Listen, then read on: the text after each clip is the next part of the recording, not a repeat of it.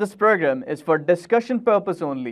Business Plus TV or any of our anchor does not bear any responsibility or liability towards the content.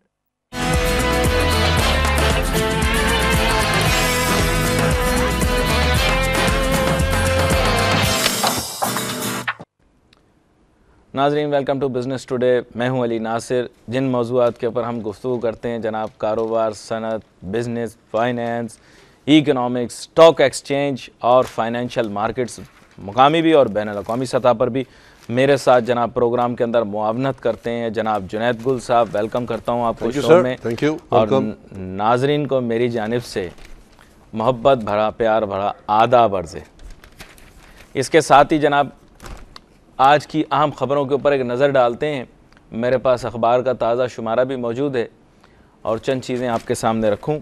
कल की अहम ख़बर business plus ने भी इसको कवर किया था। Pakistan Qatar sign $16 billion LNG deal, और मेरे ख्याल से ये जो मामलात थे LNG के, ये अब उनके साथ तय पा गए हैं।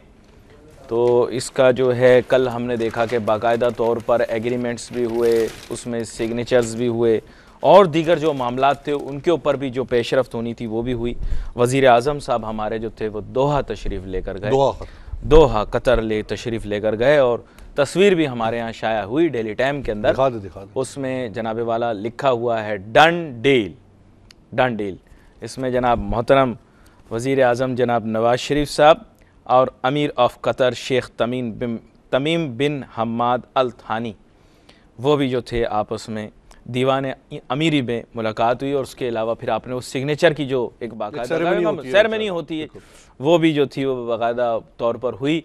तो पाकिस्तान के बादशाह मेरा मतलब पाकिस्तान के वज़ीर आज़म, सॉरी टेकन वर्ड्स बैक, वज़ीर आज़म और अमीर कतर के दरमियान जो है वो माहिदा तय पा गया। तो ये बड़ी अहम चीज़ है। नहीं वो आजकल चीज़ें देख कर करता हूँ ना यार, ज़ुबान से कुछ फिसल जाए। भले अफसार साहब आजकल हर आदमी को भेज देते हैं नोटिस, पता लगा मैं खादिम बेवकूफ़ सा छोटा सा आदमी, मुझे भी आ जाए तो क्या फ़ायदा। तो इसीलिए फ़ौरन कहता हूँ हज़फ कर दें, गलती हो गई, मेरी ज़ुबान फिसल जाती है। कहते हैं इंसान बड़ी से बड़ी बात करके भी माफ़ी मांग ले तो उसे माफ़ कर देना चाहिए।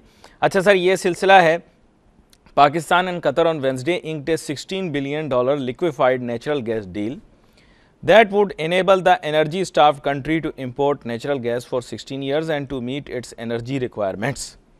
तो सर इस पर आप मुबारक होनी चाहिए आपको। और उसमें मुबारकबाद। हाँ, रेट भी तय पा गया। उस रेट के बारे में नहीं, I know the rate but I can't tell you the rate. नहीं, इसमें तो बड़ी तफसील से लिखी हुई है बहुत सारी चीज़ें। ताम इस खबर को मैं सरसरी तौर पर ही पढ़ रहा हूँ। उसकी वजह यह है कि रेट वगैरह के बारे में काफ़ी इल्म है। आप हाँ, आप चाहें तो मज़ीद तफसील इसकी पढ़ सकते हैं। हाँ, कितनी तादाद हमें बेची जाएगी, किस तरह से बेची जाएगी, क्या तरीक़ाकार होगा, इसके मुतालिक जो पेचीदा मामलात हैं उनके ऊपर भी कोई ना कोई इत्तेफाक ज़रूर हुआ है। नहीं मैंने देख ली थी उसमें, लेकिन मुझे मालूम है। कल मैं वेट करता रहा टीवी पे, कोई प्राइसिंग फार्मूला अभी तक नहीं आया। मुझे प्राइस के मुतालिक बताया गया है। अच्छा, लेकिन वो डिस्क्लोज तब तक नहीं कर सकता जब तक कि बाकायदा प्रॉपर चैनल से एक रेट हमें बताया जाए कि ये 1 MMCFD हमें इतने का पड़ेगा। अब ये मामलात ऐसे होते हैं जुनैद गुल साहब, इसमें पैसा इन्वॉल्व होता है, 4-6 लोग इन्वॉल्व होते हैं, तो वो ऐसे तो नहीं बता दी जाती ना। पहले लोगों से पूछा जाता है, बात की जाती है, भाई बता दें, तो वो कहते हैं हाँ बता दें। अच्छा जनाब वाला, इससे अगला बिफोर वी मूव ऑन, इससे मैं थोड़ा सा deal is good. I mean जो हमारे जो एनर्जी की मिनिस्ट्री के लोग और सब ये कह रहे हैं कि it's going to be a game changer for the economy and the energy. हमारे एविएशन के लोग कह रहे हैं कि ये डील अच्छी होगी। नहीं, जो हमारी जो एनर्जी सेक्टर के लोग कह रहे हैं it's going to be a game changer for Pakistan economy and the energy sector, and Pakistan will save around, कुछ लोग कह रहे हैं $1 billion पर annually by using this regas. Is basically RLNG, is the regasified liquefied natural gas। नहीं, लेकिन एक मेरा मासूमाना सा सवाल था ना सर, शायद खाकान अब्बासी साहब एविएशन के आदमी हैं या वो मिनिस्टर तो पेट्रोलियम के है ना, मतलब he is a successful businessman as well. तो आई थिंक अच्छा, तो फिर मैं क्या बोलूं? मिनिस्टर नहीं, as far as the deal is concerned is a minister. तो क्लैश ऑफ इंटरेस्ट नहीं हो जाता? खैर एनीवे छोड़ें। इसमें प्राइस, अच्छा इसमें जो प्राइसिंग का जो एक ट्रांसपेरेंसी का जो हमेशा से रहा है ना, वो इशू रहा है। और अभी तक यही, जैसे मैं कल भी कह रहा था कि एक हमेशा एस्टिमेट से बात होती है कि प्राइसिंग जल्द बता दी जाएगी, और प्राइस हम इसलिए नहीं बता रहे because it's a very like it's a contractual obligation. मगर मैंने सारी जिंदगी काम किया, contractual obligations are different, but you have to declare. अच्छा, इसमें प्राइसिंग जो नजर आ रही है वो कह रहे हैं 13.98% of the Brent crude oil, when the crude oil price is $35 per barrel, which makes it $4.5 MMBTU per MMBTU, sorry, ठीक है जी। तो अगर ये वाली प्राइस है ना, तो then we are in a good shape, क्योंकि जो स्पेकुलेशन थी कि ये जो है बैठेगी $13-14 के ऊपर, तो वो फिर अगर ये वाली प्राइस लेके ये लोग आ गए हुए हैं, तो I think then it's a good deal. I won't contest that. I'll ask नहीं, you मुझे one नहीं thing. पता, no, नहीं, what I'm I'd like saying to, is, I won't like this to is what contest. I've heard from the sources. What is the price of LNG today in the international market period? हम क्या तय करके आए, ये irrelevant चीज है। आज की तारीख में अगर मैंने कहीं और से LNG खरीदना हो तो कितने का पड़ेगा? मैं वही बताना चाह रहा हूँ कि जो गवर्नमेंट की जो शायद खान अब्बासी साहब की जो स्टेटमेंट्स है वो ये है कि this is the best deal ever done by any country in the world जो इनको मिली है। अगर अल्लाह करे ऐसा है तो I think it's good for us, because हमें जो अभी ये नेशनल गैस पड़ती है वो $2.5 से $2.5 पर MMBTU के जिसका वो है यूनिट जो है वो MMBCFD जो है पर million barrels cubic feet per day ऐसे पड़ती है वो। जी। मगर अगर ये इस तरह से लेके आ गए, because it's more environment friendly and it's more efficient, the efficiency 60%. Look, in Pakistan, whenever there's a business deal on the level of the government, पता नहीं क्यों मेरा दिल नहीं मानता कि वो कभी भी ट्रांसपेरेंट हो। For the first time, I will try to wait for the pricing to come out in the open. हाँ, of course, let's see क्या। लेकिन मैं एक स्टेटमेंट आपको बड़ा ब्रॉड दे सकता हूँ कि गवर्नमेंट बेसिस के ऊपर, गवर्नमेंट लेवल के ऊपर जब भी कोई चीज नेगोशिएट की जाएगी, अनफॉर्चुनेटली उसके अंदर वो ट्रांसपेरेंसी का इशू नहीं आता। अब देखें, ये भी जो चीज है बिला वजह ऐसी डिले की गई। अगर if you are getting the best deal then you should be coming in front of people and telling them कि we got the best deal. खुशी बताएं, मतलब ये क्या बात होती है कि यार बेस्ट डील, वही मैं कहता हूं, जो एक वेग स्टेटमेंट्स होते हैं ना, बड़ी अच्छी डील की है, वो अच्छी डील क्या है कुछ नहीं पता। अच्छी deal for you could be something else, अच्छी deal for me could be something else, you know what I mean. ये बात आपने बड़ी अहम की है, it's a relative thing, it's a very relative thing. और दूसरी चीज अहम ये है कि if you have done the best deal then tell us the details of the deal, period. अच्छा सर, एक और बड़ी आम खबर है ना एविएशन की तरफ, जो बीच में मैं आपको ला रहा था, ये PIA reduces fares up to 50%।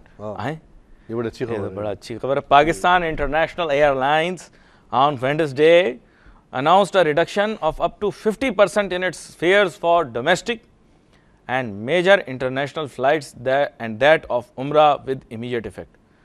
चलो यार, इसमें जनाब दानियाल गिलानी साहब का भी जिक्र है। उन्होंने कहा कि स्पोक्समैन है, तो यार सानू भी मिलना चाहिए ना टिकट। सानू नहीं मिलता, बाकी सारे साफियों ने टिकट दे देंगे, दानियाल साहब सानू नहीं टिकट देंगे। चलो कोई गल नहीं, असी भी टिकट तो कटा देना। अच्छा एनीवे, ऐसे यार आप बुरा ना मान जाना, लोग मुझसे बड़े नाराज़ होते हैं, मैं तो ऐसे ही मजाक कराता रहता हूँ। कोई ऐसा मसला नहीं है, हमें कोई टिकट नहीं चाहिए, अल्लाह का शुक्र है, हलाल के पैसों से अपना टिकट खुद खरीदेंगे। Sir, commanders stress unified response against terrorism. Army chief Rahil Sharif on Wednesday said that Pakistan had achieved significant success in Operation Zarb-e-Azab, but war against terrorism being complex required steadfast and unified approach. नहीं, salute मारना चाहिए जब भी आप uniform senior अफसर को देखें, उनकी बात करें। और राहिल शरीफ साहब की बड़ी कंट्रीब्यूशन है sir, definitely, no doubt about it. बहुत अच्छा काम किया है, और फ़ौज की क़यादत जितनी भी रही है उन्होंने बहुत अच्छा काम किया है। मैं आपको बता दूं सर, ज़र्ब-ए-अज़ब से पहले राह निजात भी रही है, वो भी बड़ा कामयाब ऑपरेशन रहा है। हमें सब जितने आर्मी ऑपरेशंस रहे हैं, direct economic ramifications for us, और पाकिस्तान ने उसके बड़ा इकोनॉमिक कॉन्सिक्वेंसेस उठाए हैं। मईशत पे इनकी अच्छे काम का डायरेक्ट असर पड़ रहा है। और आपको याद होगा पहले अच्छे हो गए, इकोनॉमी बढ़ गई, बिजनेस बढ़ रहा है, जाहिर बात है सर। इससे पहले भी एक बहुत बड़ा ऑपरेशन कंडक्ट किया गया, जनरल कियानी को भी मैं खराज तहसीन पेश करूँगा।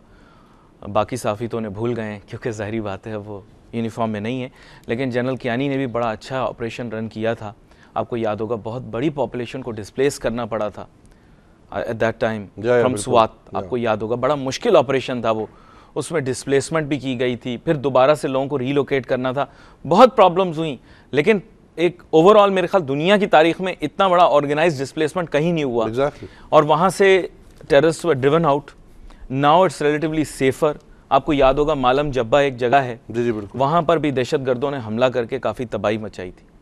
और ठीक है, मुशर्रफ साहब को वो इतने पसंद नहीं होंगे, और मुशर्रफ साहब ने अपने दौर के अंदर बहुत सारे काम किए, उनकी तफसील में मैं नहीं जाऊँगा। ऑन द बिजनेस साइड, जो गल्फ कंट्रीज़ में ऑयल प्राइसेस ड्रॉप की वजह से जो एक स्लो डाउन आया था, तो एक स्पेकुलेशन ये थी और है, बल्कि अभी भी इट्स लूमिंग थ्रेट कि जी जो रेमिटेंसेस उन पर फ़र्क पड़ेगा, because the maximum remittance that comes to Pakistan वो सऊदी अरेबिया और इन गल्फ कंट्रीज से आती है, after some countries in the European world. मगर first 7 months of the fiscal year 6% increase हुआ है remittance, which is 11.2 billion US dollars, which is good news. I mean, remittance में हमारा बड़ा दारोमदार है for the economy of Pakistan, क्योंकि हमारे बाकी जो चीज़ें जिससे हम बढ़ा सकते हैं अपने रेवेन्यू को, वो तो इतना हम एफर्ट नहीं कर पा रहे, बिकॉज हमारे हाथ में है, और कंट्रोल नहीं कर रही है, हमारे हाथ में नहीं है, बट अल्लाह की मेहरबानी है कि हमें मिल रहा है। अच्छा, इसके अलावा बताएं जनाब सर, स्टॉक एक्सचेंज का बता दें प्लीज, बहुत ज्यादा दबाव होता है, हमारे लोग बहुत बड़े नाराज होते हैं, कहते हैं यार आप स्टॉक के बारे में नहीं बताते, आप अपडेट दें, मैं तज्जिया देता हूं। स्टॉक एक्सचेंज आई थिंक कल गिरावट आई ना, 330 पॉइंट की गिरावट आई है। खुद आपने देखा था प्रोग्राम में मैंने कल क्या बात की कि जब मैं मुख्तसर गुफ्तगू कर रहा हूँ स्टॉक एक्सचेंज के ऊपर, तो मेरी अपनी ज़ाती राय, मैं दोबारा से दोहराता हूँ, मेरी अपनी ज़ाती राय ये, स्टॉक मार्केट से थोड़े से आगाह रहिए, थोड़े से मोहतात रहिए, क्योंकि स्टॉक एक्सचेंज जो है ना, वो जब थोड़ी सी वॉलेटाइल हो जाती है या उसमें कुछ झटके महसूस होते हैं, तो मैं ख़ुद उस बारे में बात इस वजह से नहीं करता और सरमायाकारों को मोहतात रहने के लिए कहता हूँ, क्योंकि ये एक बड़ी जेली सिचुएशन, एक बड़ी जिसे कहते हैं लिक्विड सिचुएशन हो जाती है, कहीं सेटल नहीं हो रही बात। एक जगह जब सेटल होगी फिर एडवाइस दे सकते हैं कि मार्केट और मज़ीद नीचे जाएगी या ऊपर जाएगी, कोई एक पॉइंट आना चाहिए। अब बात यह कि बैनुल-अक़वामी सतह पर मईशत दबाव का शिकार, सुबह प्रोग्राम शुरू होने से पहले आपने कहा तेल की कीमत फिर बढ़ी, लेकिन what we are talking about is completely different. बात यह कि या तो हम डे ट्रेडिंग की बात कर रहे हो, तो मैं आपको बताऊं आज ऑयल ख़रीद लें कल बेच दें। अब हमारे मुल्क के अंदर लोगों के पास इतनी रसाई नहीं, और to be very frank commodity business ने लोगों को बहुत झटका दिया है। मैं आपको एक बताता हूँ बात, असल में पहले क्या था कि लोग तेल बुनियादी तौर पर रोज़ाना की बुनियादों पर ख़रीदने और बेचने शुरू हो गए। गोल्ड रोजाना की बुनियादों पर, gold is still going up by the way, that's one commodity which is doing good. we were discussing gold to go up to $2,800, देखें ना, in this slump of commodities gold is sustaining it, you know, gaining and gaining, so that's at least one commodity. You see, but the problem is a gain of $10 versus a loss of $800 or $600 is a huge amount. अगर आप उसका cumulative effect देते हैं तो तब तो I can not tell you कितने dollars का लोगों को नुकसान हुआ। बिल्कुल। लेकिन पाकिस्तान की मार्केट थी ना, ऐसे मैंने काफ़ी लोगों को समझाया कि कमोडिटी मार्केट की इतनी ज़्यादा पब्लिसिटी ना करो, क्योंकि उससे क्या होगा कि commodity is a highly risky market. Problem क्या होगा, कमोडिटीज़ नीचे आ जाएंगी और लोग नाला हो जाएंगे, कभी कमोडिटी एक्सचेंज का रुख नहीं करेंगे। लेकिन जब मैंने ये बात की तो लोगों को बहुत नापसंद हुई, क्योंकि मेरी अमूमन सच्ची बातें लोगों को बहुत कड़वी गुजरती हैं। ये सच्चाई जो है अमूमन कड़वा होता है, सच कड़वा होता है। तो लोग कहते थे नहीं नहीं आप क्यों यार कमोडिटी मार्केट को अपोज कर रहे हैं, ये $2800 के ऊपर जाएगा और तेल जो है वो $100 से $150 पे जाएगा। और हमारे वो बच्चे, यकीन करें वो बच्चे जो मतलब मेरे नीचे क्लास में तालीम हासिल करते हैं, उस लेवल के बच्चों को, इंटरनी लेवल के बच्चे मार्केट में एडवाइस देते फिर रहे थे कि कमोडिटी मार्केट में क्या होना है। देखिए ब्लूमबर्ग का पहला सफ़ा वेब के ऊपर पढ़ लेने से आप कमोडिटी मार्केट थोड़ी समझ सकते हैं। फिर तो मैं और आप we can become billionaires like this if you have access to the internet. अच्छा, दूसरी छोटी सी मुख्तसर सी बात आपको पता है स्टॉक एक्सचेंज के रेफरेंस। प्रॉब्लम ये है कि लोग कहते हैं ऊपर जाएगी ऊपर जाएगी, ऊपर ही चली जाएगी। मतलब मुझे ऊपर ही ना चली जाइए। देखिए थोड़ा सा असल में क्या है कि बंदे को अपने जज्बात काबू में रखने पड़ते हैं। कोई भी सिंगल डायरेक्शन मार्केट नहीं हो सकती, ना तो मुस्तकिल बुनियादों पे नीचे जाएगी तो जीरो हो जाएगी, ऐसा हो नहीं सकता। मुस्तकिल बुनियादों पे ऊपर जाएगी तो इन्फिनिटी हो जाएगी, वो भी मुमकिन नहीं है आजकल की, नॉट इन टुडेज टाइम। तो अब बात यह कि मार्केट जो मूव करती है ये कुछ डायनेमिक्स और कुछ फंडामेंटल्स की बुनियाद पर मूव कर रही है। कुछ टेक्निकल एनालिसिस का आउटपुट है, यानी कि चार्ट्स, तारीख, वाक़यात, मामलात, हालात, इसकी बुनियाद पर, या फिर जो कंपनियों की अपनी कारकर्दगी। अब आप बड़े बड़े कॉर्पोरेट एंटिटीज़ में रहे होंगे, हिसाबात आते हैं, रिजल्ट्स आते हैं, उनकी एक बड़ी अहमियत होती है। उस पर कंपनी का इंटरनली भी एक रिवॉर्ड सिस्टम होता है और एक्सटर्नली भी स्टेक होल्डर्स जो होते हैं उनको भी एक रिवॉर्ड मिलता है। लेकिन you tell me, when large scale manufacturing is not growing at the same speed, exactly, when economy is not growing at the same pace, how can fundamentally the results of companies be good?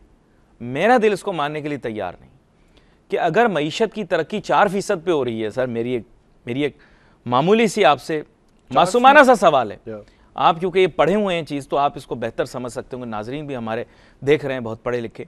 अगर मईशत में तरक्की का जो तनासुब है वो 4% है, तो company का रिजल्ट 10%, 20% कैसे आ सकता है Exactly. अगर वो एक्सपोर्ट ओरिएंटेड कंपनी नहीं है तो। Even अगर मेरा दिल export पूछता है oriented है भी तो एक्सपोर्ट हमारी कोई इतनी खास अच्छा नहीं कर रही है। तो भी बहुत खराब है। Exactly. तो सवाल जो बुनियादी पैदा होता है, फिर वही I think I am not a very good expert for the stock exchange part, but stock exchange का जो अगर आप वो देखें ना ओवरऑल जो डिस्ट्रीब्यूशन है, again banking is a heavy weightage in stock exchange जो लिस्टेड कंपनीज है, 550 550 कंपनीज जो है उसमें I think 25% is banking still. Banking में ड्रॉप आना है because of the bond paper investment खत्म हो टाई अप हो रही है, बट फिलहाल अभी भी I think is doing good. तो आई थिंक थोड़ी सा स्टेप मुझे मेरा जाती अब देखिए ना, इसी तरह हम लोग बत्ती के पीछे भागना शुरू हो जाते हैं। आपको पता होगा मनी मार्केट फंड बीच में आए थे, मनी मार्केट फंड बीच में आए। मनी मार्केट फंड जब आ गए तो उसके बाद क्या हुआ कि लोग उसके पीछे भागना शुरू हो गए, मनी मार्केट फंड के, भागो भागो भागो भागो भागो, बड़ा अच्छा इंटरेस्ट रेट मिल रहा है, हर आदमी आ रहा है सूट पहन के, actually you know asset management and mutual funds giving best return in the market. मैं कहा यार मेरी एक बात सुने, just keep relax, over excited. अब मुझे किसी ने व्हाट्सएप और या आजकल आपको पता है कम्युनिकेशन पे मुझसे पूछा कि मनी मार्केट फंड मैं फलां खरीदना चाहता हूँ, मैं नाम लूँगा, एसेट मैनेजमेंट कंपनी का नाम बताया जो किसी बैंक के ज़ेरे एहतमाम अरेंज की गई थी। मैंने उन्हें बोला, मैंने कहा यार मनी मार्केट में buying debt instruments from government ना, मतलब मैंने बोला यार आज ये अब जा रहा है, कल ये नीचे भी जा सकता है। अब क्या है कि जितने हाइब्रिड फंड है, अब इतना आया, इतनी टक्करें हमारी लोगों ने दीवारों से एक दूसरे के मुंह में गुलाब जामुन ठूस रहे हैं, मनी मार्केट हमने हाइब्रिड फंड बना दिया, मनी मार्केट और कैपिटल मार्केट का अब रिटर्न ऐसा हो जाएगा। भाईजान आज 6% के ऊपर आप आ गए हो, आपका बेस डिस्काउंट, राइट, ठीक है। अब आप क्या रिटर्न दोगे? For example 100 rupees per 6 rupees आप पर है ना मुझे दोगे, तो मैं यार क्या कमा लूंगा? मेरे लिए तो कैपिटल मार्केट बेहतर रिटर्न दे रहा है आज की तारीख में। Exactly. लेकिन अब हमने लॉसेस भी इनकर किए हैं। पॉइंट है ना, knowing the market and knowing the intricacies is very important before investing anywhere। क्योंकि अभी मैं एक न्यूज़ देख रहा था सुबह टीवी पे, आज सुबह उठ के, कि वो कहते हैं कि चाइना एक कोई ब्रोकरेज फर्म है, उसके कोई मैनेजर है, and again this is his opinion which I am going to repeat here. वो चाइना के बारे में हर कोई बात करता है, तो वो कह रहे हैं कि China can slow down and melt down so much कि they have to print their currency equivalent to around 3 to 4 trillion yuans. So which seems like a very drastic step for and वो कह रहे हैं कि जो US का crisis आया था सब प्राइम वाला, उसका 10 टाइम ज़्यादा बड़ा क्राइसिस ये होगा। तो अब कोई बहुत ही जैसे आप कह रहे थे कि you have to understand and you have to not just run after everything which looks good or which looks bad. You have to make your judgment. अब ये जो सब प्राइम जो यूएस वाला जो है, मैं कल आपको बता रहा था कि over the weekend I watched a movie this the big short. उस मूवी को देख के I think people should go and watch that movie. It's a beautifully done movie on the crisis, financial crisis that happened in the US. तो उसको देख के समझ आता है कि that how speculation and how things can turn around people's lives. So many people we know lost their jobs. सो उन्होंने बड़ा अच्छा डिस्क्राइब किया उसको। So that's, I think we should keep an eye on things ourselves as well and make good judgments. So ये जो अब rewards, external rewards, PTCL records 20% cash dividend. So PTCL has shown good profits of around 75.8 billion rupees in fiscal year 2015. With so good news is 12% increase in their data business. चलो, we'll discuss this in greater detail. हमें एक छोटी सी break लेनी है नाजरीन, वापस आते हैं तो हम पीटीसीएल के मुतालिक भी बात करेंगे, थोड़ा अत्ती सलाद के बारे में भी बात करेंगे, लेकिन सूमो सलाद के बारे में हम बात नहीं कर सकते, वो दीगर और प्रोग्राम आते हैं वो आपको उसके बारे में बताएंगे। Let's take a short break.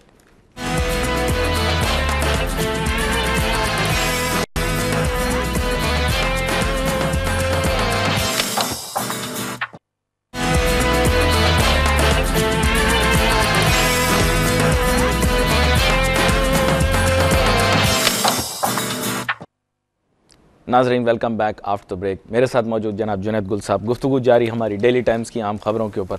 कुछ गलती हो जाया करे तो उसे माफ़ कर दिया करें, मैं भी थोड़ा सा जो हूँ गलती कर सकता हूँ, आखिरकार इंसान हूँ। अच्छा जनाब वाला आप बताइए सर, बिफोर क्या खबर है?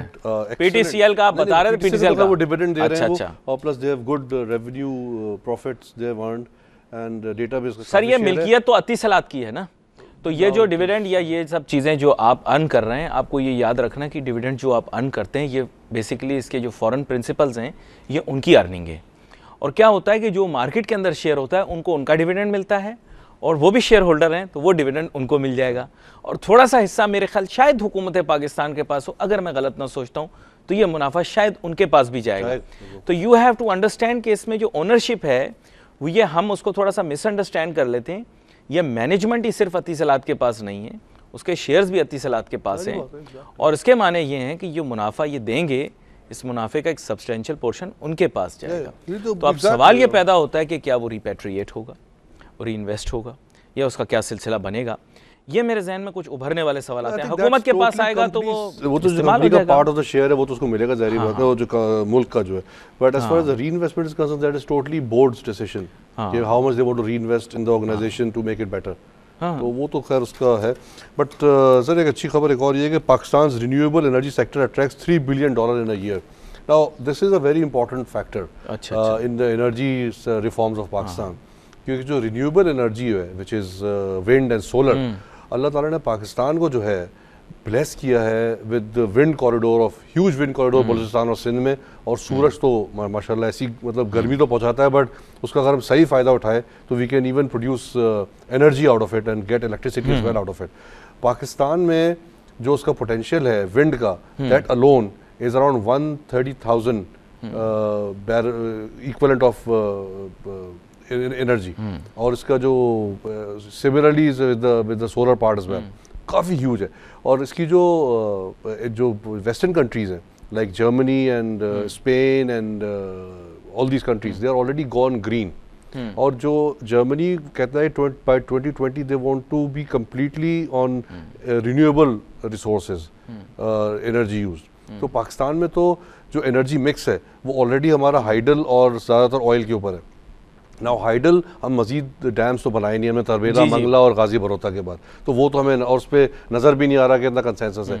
उसके बाद जो ऑयल और ये RLNG वाला पार्ट है वो है। बट आई थिंक अगर हम ये रिन्यूएबल एनर्जी रिसोर्सेज के ऊपर इन्वेस्ट करें, जो कि हमारा एक गॉड गिफ्टेड अल्लाह की तरफ से मिला हुआ एक वो है raw material, I think that can really solve our energy problems to a greater extent. अच्छा, इनिशियली मैं बड़ा प्रोपोनेंट था कि पाकिस्तान को न्यूक्लियर एनर्जी प्रोड्यूस करनी चाहिए, लेकिन जिसके माने हाँ, वो असल मसला ये है कि फिर मैंने जहन तब्दील किया।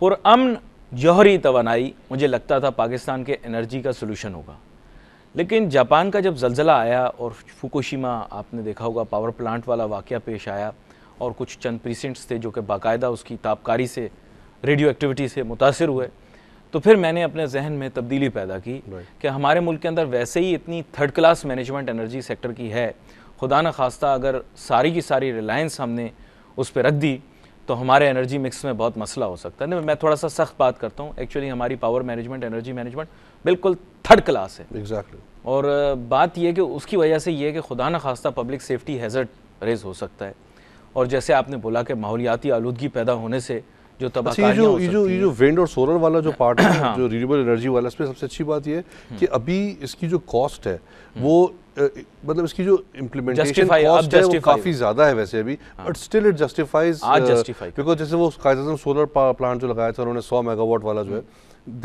that is already generating that electricity, and उसमें भी ये कि अच्छा, इसमें जो एक बड़ी अच्छी चीज़ है सर, थोड़ा मैं वो बता दूँ कि you can even install it in your house at छत के ऊपर भी। हाँ। और आप उसको एक इनिशिएटिव लिया था कि इलेक्ट्रिक ने जो नेपरा की तरफ से आया था नेट मीटरिंग का, उसमें क्या होता है, नेट मीटरिंग में क्या होता है कि आप जो है अपने घर पे सोलर सेल लगाएं और आप एनर्जी प्रोड्यूस करें और आप वो ग्रिड में दे दें, लोकल ग्रिड में, और उसका जो भी आप सप्लाई कर रहे हैं और जो आप यूज़ कर रहे हैं उसका नेट अगर आपके इक्वल जीरो हो रहा है तो यू पे नो बिल, अगर आप ज़्यादा सप्लाई कर रहे हैं और यूज़ कम कर रहे हैं तो you get extra money. But 6-7 साल हो गए, इस पर कोई फॉर्मूला नहीं बन पाया है। अच्छा, इसमें एक सोल्यूशन आपको बताता भी हूँ, लेकिन एक चीज़ तस्ही कर लूँ, अपनी तस्ही कर लूँ, मैंने गलत कह दिया, justify does not justify the cost right now. Problem is कि when oil prices are high then alternative energy installation is justified. In short term, you look at the long term solution. देखिए, oil price will not remain like this forever. हाँ, it always goes up and down. Number one. और number two, energy security जो है ना, energy mix security is a very important factor in any country's economy.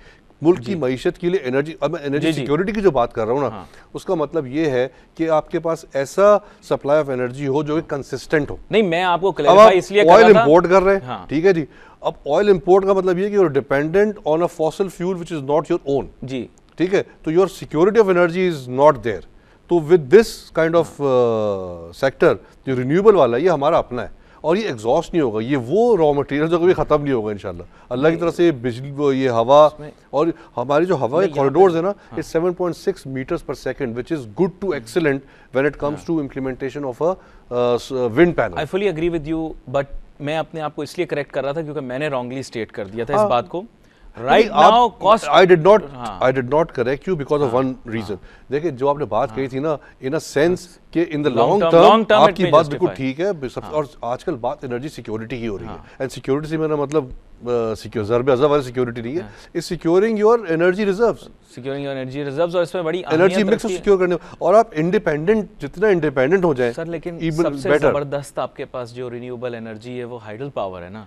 देखिए hydel projects are very capital intensive, ठीक है ना, और उस पे हमारे जैसे मुल्क में कंसेंसस बिल्ड करना, कालाबाग डैम आपके सामने मिसाल मौजूद है, it's a you know sir we will have to build a consensus because the problem is these alternative energy projects are never going to become more than 10% of your mix. Sir इसमें मैं correct कर दूं आपको, बड़े मजे की बात sir, एक इसमें जो सबसे बड़ा जो क्वेश्चन मार्क मेरे दिमाग में था ना कि it can never become your base energy, ये आपकी मेरे भी दिमाग में था ये। अच्छा, ये बेस क्यों नहीं बन सकता? ये बेस इसलिए नहीं बन सकता कि अभी स्टोरेज पार्ट जो है ना, कि आप इसकी जो एनर्जी प्रोड्यूस है, जो आप प्रोड्यूस कर रहे हैं वो एज इट इज यूज कर रहे हैं। अच्छा, इसमें फ़र्क क्या है रिन्यूएबल एनर्जी में और जो कन्वेंशनल हमारी एनर्जी सोर्सेज है लाइक हाइडल एंड ऑयल, उसमें स्टोरेज जो है ना that is part of the project. इसमें storage you have to have batteries, ठीक है जी। अच्छा, वो batteries in current projects in Pakistan is not part of the project.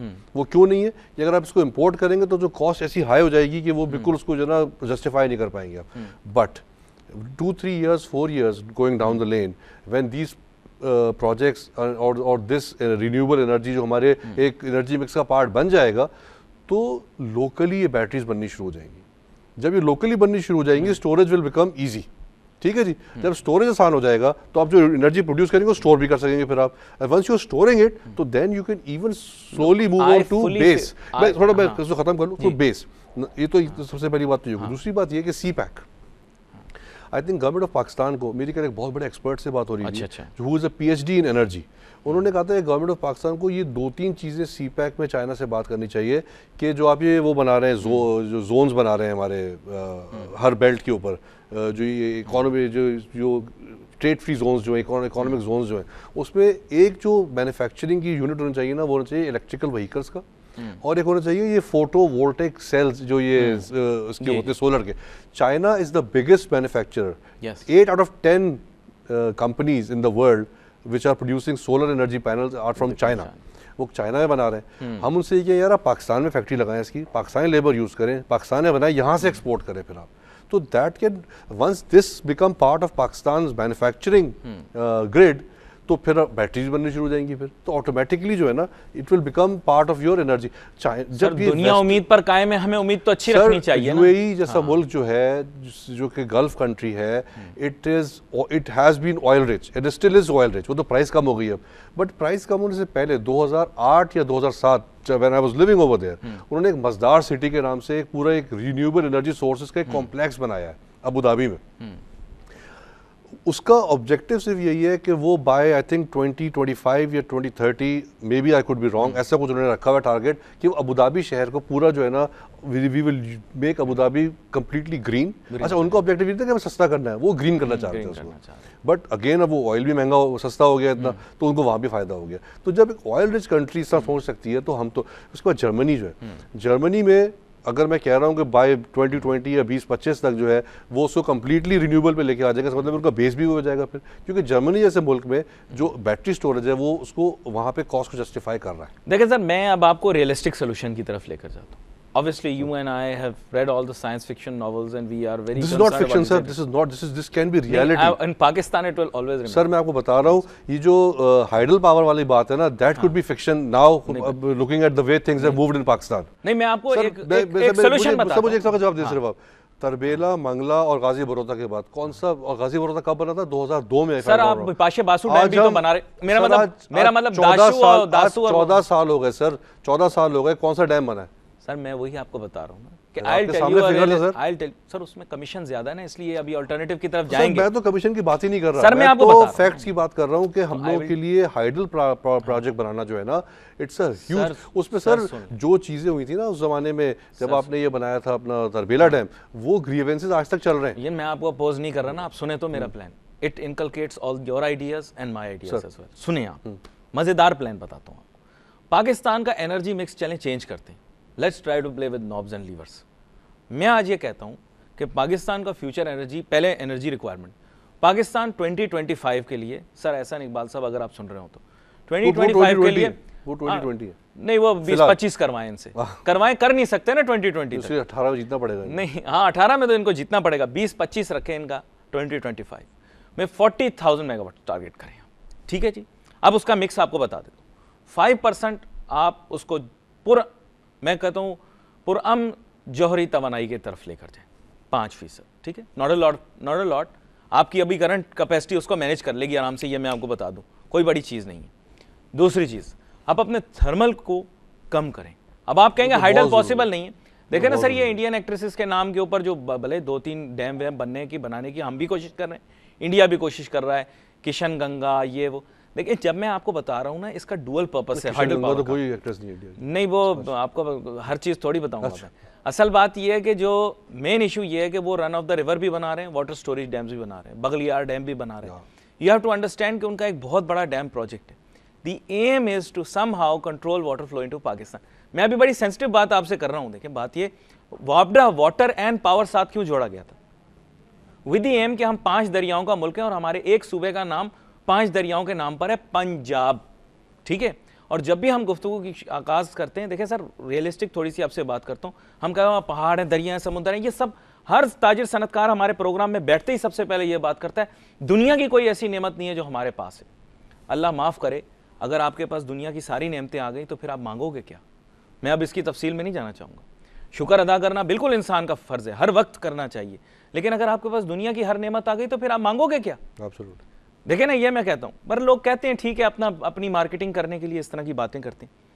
ये वाटर रिसोर्स प्रोटेक्ट करना ज़रूरी है। इस वाटर से आपको पता है electricity can be generated at a much cheaper cost. वो तो अब आप तो sir hydel is the cheapest solution, but the commission is the least. Sir no two things about it sir, यही तो कोई दो राय हो ही नहीं सकती। सर मैं अब आपको बताता हूँ कि साबिक एक वफाकी वजीर हमारे प्रोग्राम में तशरीफ लाए थे और उन्होंने बोला कि हाइडल में इतना पैसा नहीं है, नोटू नहीं है कमीशन के तौर पर। वही कह रहा हूं सर, प्रोग्राम में बैठकर मैंने क्या कहा था, देखिए ना, कमीशन के माने ये है कि उन्होंने कहा करप्शन इतनी नहीं हो सकती। पाकिस्तान को देखते हुए I think renewable energy is the best solution. मैं ये कह रहा हूं सर, देखें पहले लोगों ने बोला कि ये पीपीपीज आर द बेस्ट सॉल्यूशन। आपको पता है पहले से कहते थे प्राइवेट पावर प्रोड्यूसर्स, पर फिर पीपीपीज गवर्नमेंट में आ गई। जब पीपीपीज गवर्नमेंट में आ गई तो उन्होंने कहा इनका नाम पीपीपीज से हटा के आईपीपीज कर दो, तो इन्होंने आईपीपीज कर दिया। देखिए असल में बात यह है कि पहले लोगों ने कहा सोल्यूशन आईपीपीज है, आईपीपीज से क्या सोल्यूशन निकला? कुछ नहीं। फिर किसी ने कहा भाई सोल्यूशन है रेंटल सोल्यूशन है, शॉर्ट टर्म के अंदर हम रेंटल कर लेंगे, रेंटल सोल्यूशन आया। ये कड़ाके निकाल के चली गई, वो किश्ती खड़ी रही यहाँ पे, कराके नाम था उसका, कड़ाके निकाल के चली गई, पूरे पाकिस्तान की बिजली कुछ भी नहीं आई। तो सर देखें temporary solution, I will be very frank, I fully agree with you, we should be going full throttle alternative energy. मैं तो हमेशा से इसका बिलीवर रहा हूँ कि आप जो है अपने मुल्क के अंदर जो है वो जनाब सोलर एनर्जी प्रोड्यूस करें। आपने मीटरिंग की बात की, मैं कहता हूँ आप प्राइवेट किसी कंपनी की परवाह ही ना करें, आप अपने मुल्क के अंदर ये फोटोवोल्टिक सेल जो आप बात कर रहे हैं इसको टैक्स फ्री करें और धन छोड़ें इसको कि हमारे यहाँ पैदावार होती है कि नहीं, पूरे पाकिस्तान की छतें भर दें सोलर पावर पैनल से, आपके पावर का जो है बहुत सारा मसला भर दें। अवेयरनेस बहुत बड़ा, लोगों को पता नहीं है इतना इसके बारे में। और BYD वहाँ की एक मैन्युफैक्चरर है सर, चाइना की, one of the biggest battery manufacturers, उन्होंने ज्यादा एफिशिएंसी लिया है। बैटरी महंगी बहुत है अभी। अच्छा, उसके अलावा current stage we can not have afford to have batteries. Sir modern electrical engineering technology is going to bring some kind of pulse going forward. What it will do is that it will store, you remember the transistor that we used to study, the thing is that pulse, we cannot control right now the speed of holding that electricity from point A to point B. Problem is it travels too fast, electrons travel too fast. But technology can be developed in future. It can happen in another 10 years. वो तो technology तो आ जाएगी। मैं तो कह रहा हूँ पाकिस्तान अगर CPEC कामयाबी से लग गया तो may be Pakistan might be manufacturing the batteries. हमारे जब यहाँ बननी शुरू जाएंगे तो फिर तो मसले कोई नहीं है। हमारे वालिदैन अपनी जवानी के अंदर स्टार ट्रैक देखा करते थे, उसमें एक टेलीफोन आता था स्टार टेक, वो कहता था बीम मी अप स्कॉटी, लोग मजाक समझते थे कि किसी दिन मोबाइल फ़ोन आएगा, लेकिन आज आपकी तारीख में देखो मोबाइल फ़ोन आया। आपने बिल्कुल सही कहा कि अगर हम एनविजन करेंगे तो वो रियलिटी में transfer. I think somebody has to talk to जो पॉइंट है ना ये वाले इलेक्ट्रॉनिक व्हीकल्स वाला, because that's again going to be a very environmental self driven cars। और उसके बाद ये फोटोवोल्टिक सेल्स का जो है वो I think that's very अच्छा। इसमें एक जो इम्पेडिमेंट है वो ये भी है कि लोग कहते हैं कि इसकी जो मेंटेनेंस है ना वो बहुत हाई है। इसमें बड़ा इंपॉर्टेंट फैक्टर मैं एक और एम्फसाइज कर दूं कि जो इसकी क्लीनिंग है ना, जो सेल्स की जो लगे हुए होते हैं, you don't need to import machinery for that. अच्छा, मैंने कहा ये आप कैसे करेंगे फिर? तो कहते हैं जो बच्चे बेचारे जो सफाई करते हैं यहाँ पे गाड़ियों की शीशों की, जिनको आप डांट के भगा देते हैं, you don't let them even clean it, आप उनको नौकरी दे के लगा दें, even they can clean it. And it's so strongly built दो सेल्स कि जब तक उस पर कोई एक क्रिकेट की बॉल के साइज का वो ना गिरे आसमान से, कोई जो ओले होते हैं वो नहीं टूटता। नहीं, I have heard that robustly made, तो उसकी आप बहुत and you know what they are made of? The most abundant element on earth, silicon. तो वही मैं कह रहा हूँ कि I think it's something to look at, and हमको मूव करना चाहिए इसके ऊपर, और काफ़ी काम हुआ भी इसके ऊपर।